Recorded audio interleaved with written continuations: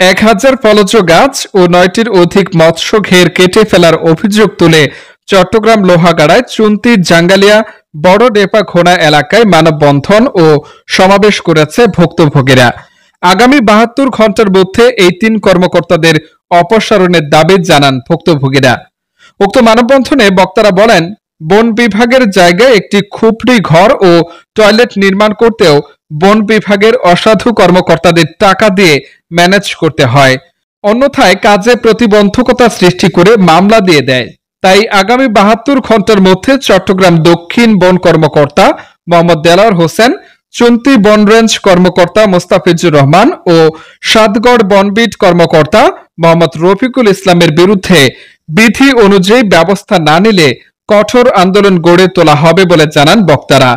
বক্তব্য রাখেন মোহাম্মদ জাকারিয়া, হাবিবুর রহমান, মোহাম্মদ ইসমাইল, মোহাম্মদ আয়ুব, মোহাম্মদ মতিউর রহমান, আনোয়ার হোসেন, মোহাম্মদ আলম মেম্বার, আবু সাইদ, মোহাম্মদ সুহেল সহ আরো অনেকে।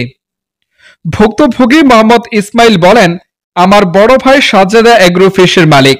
আমাদের নিজস্ব জমিতে সাজেদা এগ্রো ফিশের নামে ব্যাংক থেকে ঋণ নিয়ে মাছের প্রজেক্ট তৈরি করে জীবিকা নির্বাহ করছেন। প্রতি বছর বন বিভাগের লোকজনদের বিভিন্ন হারে চাঁদা দিতে হতো। স্বৈরাচারী সরকার পতনের পর আগের ন্যায় 10 লক্ষ টাকা ঘুষ দাবি করেন।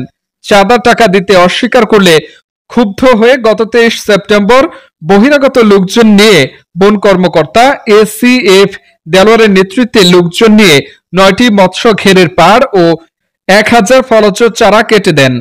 ওই দিন মৎস্য ঘেরে থাকা কর্মচারীরা প্রতিবাদ করলে হামলা ও মামলার ভয় দেখান, যার ফলে আমার 40 লক্ষাধিক টাকার ক্ষয়ক্ষতি হয়েছে।